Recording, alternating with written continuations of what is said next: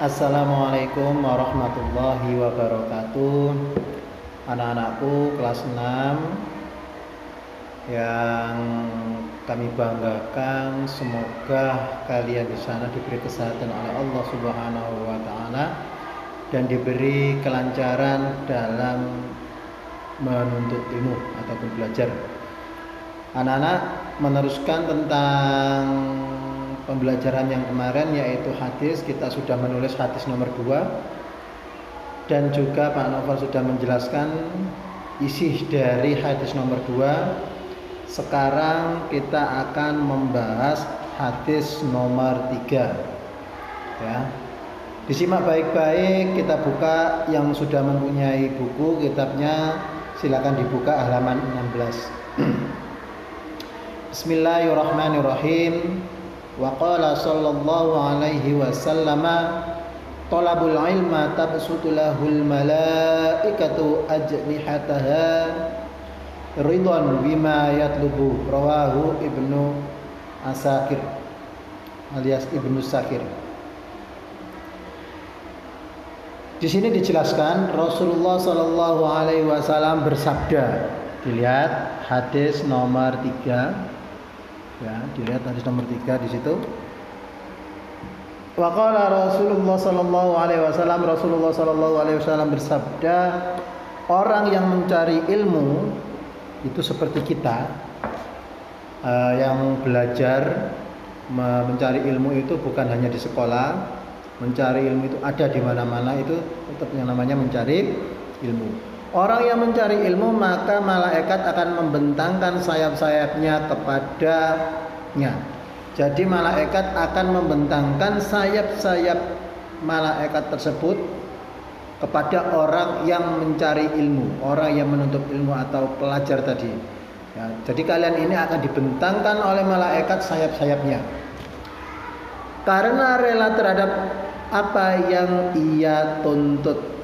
Karena malaikat ini rela apa yang ia tuntut ya.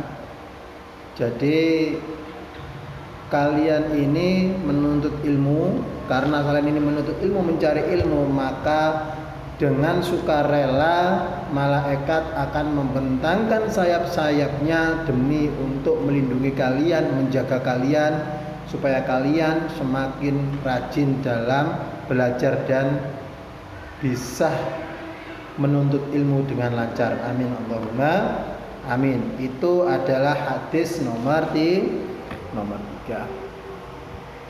Selanjutnya hadis nomor 4 situ. Wa qala sallallahu alaihi wasallam, man ja'ahu ajaluhu wa huwa yatlubul ilma laqiyallah wa lam yakum bainahu wa bainan nabiyyina illa darajatun nubuwah. Rawahu Tabrani.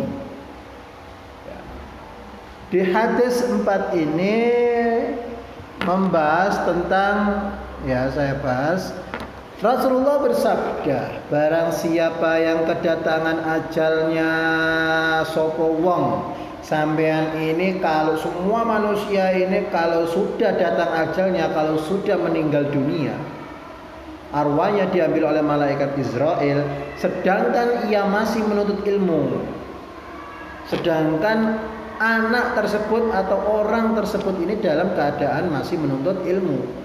Ada sebuah contoh, ada seorang anak laki-laki, beliau ini dipondokkan orang tuanya di sebuah pondok. Ternyata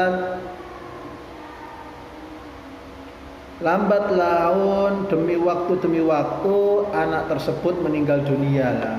Anak ini termasuk golongan yang sedang masih menuntut ilmu. Maka ia akan bertemu dengan Allah di mana tidak ada jarak antara dia dan antara para nabi kecuali 1 derajat kenabian. Nah, ini. Jadi di sini ini adalah hadis rawahu Tabrani, di mana barang siapa ada seorang anak atau ada seorang yang dewasa ini dalam ajalnya ini dalam keadaan menuntut ilmu, maka ia akan bertemu dengan Allah. Perumpamaan ini Allah Subhanahu wa taala, ini adalah kalian, perempuan kalian akan bertemu dengan Allah. Tidak ada jarak di antara orang yang meninggal tersebut dalam menuntut ilmu dengan Allah. Dan tidak ada jarak pula dia di antara para nabi-nabi. Nah, di sini. Ya.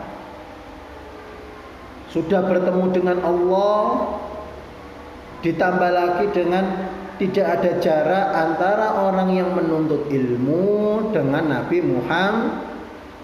Nabi-nabi yang lain ada 25 nabi tersebut, itu adalah tidak ada jarak di antara kalian, kecuali satu derajat kenabian. Ya, derajat kenabiannya ini tidak sama dengan kalian, ya, tapi tetap kalian akan didekatkan oleh para nabi tanpa ada jarak. Itu janji-janji dalam hadis Rasulullah Sallallahu Alaihi Wasallam. Maka dari ini kita bisa menyimpulkan bahwasanya kita sebagai anak yang masih di bawah umur, kita harus masih berjuang, berusaha untuk menuntut ilmu, untuk membanggakan kedua orang tua kita. Apakah kita lulus MI kita sudah tidak belajar? Tetap kita harus menuntut ilmu. Apakah di SMP kita sudah selesai menuntut ilmu? Tidak. Sampai di SMA pun kita harus menuntut ilmu. Setelah SMP, SMA apakah kita sudah? Tidak. Tetaplah kita menuntut ilmu sampai akhir hayat. Ya. Dimanapun, kapanpun, ya, umur berapapun, meskipun umur 80 tahun kita diberi kesehatan, kita tetap harus menuntut ilmu. Gimana menuntut ilmu? Menuntut ilmu bukan hanya buku pelajaran atau di pondok atau di SMP SMA. Menuntut ilmu adalah segala ilmu apapun itu. Ya. Itu adalah pembahasan di hadis nomor 4. Di hadis nomor 5, wa qala sallallahu alaihi wasallam, ad-dunya mal'unatun mal'unun ma fiha illa dzikrullah wa ma walahu wa aliman muta'alliman, rawahu Tirmidzi. Ya, Rasulullah bersabda, di situ ada pembahasannya nomor 5. Rasulullah Sallallahu Alaihi Wasallam bersabda, dunia itu dilaknati dan dilaknati pula apa-apa yang ada di dalamnya. Rasulullah bersabda bahwa dunia ini dilaknat dan semua isinya di sini di dunia ini juga sama-sama dilaknat, kecuali zikir kepada Allah, itu tidak ada laknat. Mari kita sama-sama berzikir kepada Allah dimanapun dan kapanpun, sampai mau meninggal dunia pun kita harus berzikir kepada Allah atau menyebut nama Allah beserta apa-apa yang mengikutinya. Nah, zikir itu banyak, apa-apa yang mengikutinya itu adalah apa-apa perbuatan, ucapan-ucapan yang baik.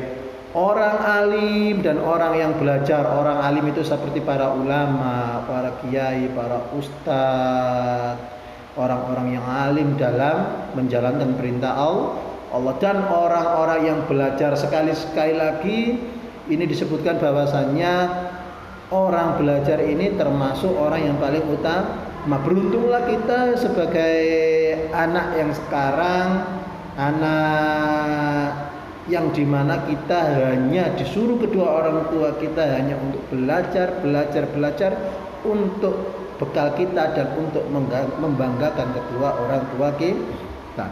Jadi alhamdulillah kita termasuk orang yang tidak dilaknati oleh Allah, ya, orang alim, orang yang belajar. Kita sebagai pelajar alhamdulillah sekali. Di sini disebutkan dalam sebuah hadis Rasulullah Sallallahu Alaihi Wasallam. Selanjutnya,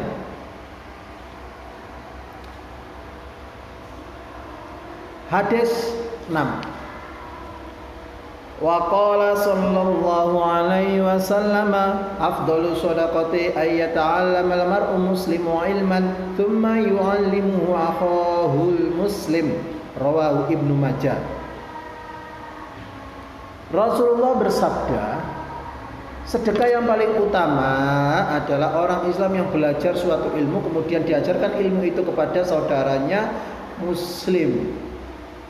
Nah, ini ada poin bagus sekali di hadis nomor 6 ini. Ternyata kita bersedekah tidak harus mempunyai uang yang banyak, tidak harus mempunyai benda-benda mewah, dan tidak harus mempunyai harta yang berlimpah.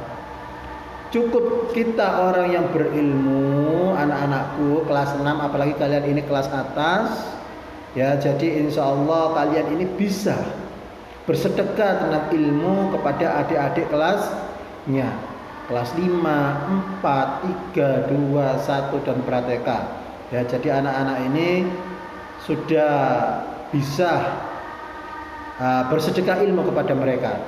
Ya, itu adalah sedekah yang paling utama. Bukan sedekah dengan uang, bukan sedekah dengan lain-lain, tapi sedekah dengan ilmu. Dan harus diingat, apapun sedekah bentuknya, kita harus mempunyai sifat ikhlas. Jangan sampai kita bersedekah ilmu hanya untuk pamer. Jangan sampai kita bersedekah ilmu hanya untuk diagung-agungkan. Kita tetap rendah hati dalam bersedekah ilmu maupun harta benda. Itu adalah yang berada di dalam hadis yang diriwayatkan oleh Ibnu Majah. Untuk penjelasan terakhir yaitu di hadis nomor 7, wa qala sallallahu alaihi wasallam fadlul ilmi khairu min fadlil ibadah wa khairu dinikum al-wara', rawahu Tabrani. Rasulullah bersabda, keutamaan ilmu itu lebih baik daripada keutamaan ibadah. Lah ini sampean ini orang thalabul ilmi, keutamaan ilmu itu lebih baik daripada keutamaan ibadah. Maksudnya itu apa? Di sini banyak orang yang ahli ibadah tapi tidak tahu ilmu juga banyak. Makanya yang terpenting dulu adalah keutamaan ilmu. Kalau ilmu sudah ditanam, insya Allah ibadah kita akan lebih khusyuk. Kalau ilmu kita dalam sholat, contoh sholat ini adalah ada butuh ilmu dengan bacaan-bacaan sholat yang penting seperti niat, takbiratul ihram, bacaan i'tidal dan lain sebagainya. Itu semuanya adalah ilmu. Percuma kita untuk ibadah, contoh saja kita sholat 5 waktu tapi tidak tahu ilmunya, tidak tahu niatnya, angger sholat. Nah, itu juga tidak pas. Jadi di sini adalah keutamaan ilmu itu lebih baik daripada keutamaan ibadah. Ya. Sedangkan sebaik-baik agama kalian adalah waro'.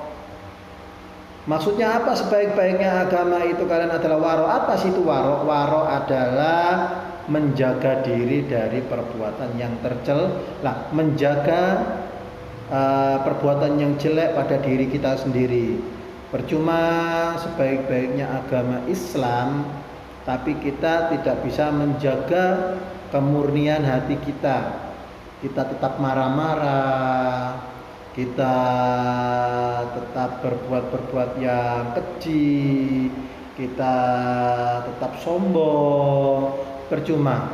Kalau itu agama kalian itu agama Islam sing api-api agama, tapi kalian tidak waro, itu sama saja. Makanya di sini disebutkan sebaik-baik agama kalian adalah waro. Waro adalah orang yang bisa menjaga dirinya dengan sebaik-baiknya dari perbuatan apapun itu, perbuatan dosa dan lain sebagainya. Ya, jadi anak-anak, usikum wa iyaya nafsi.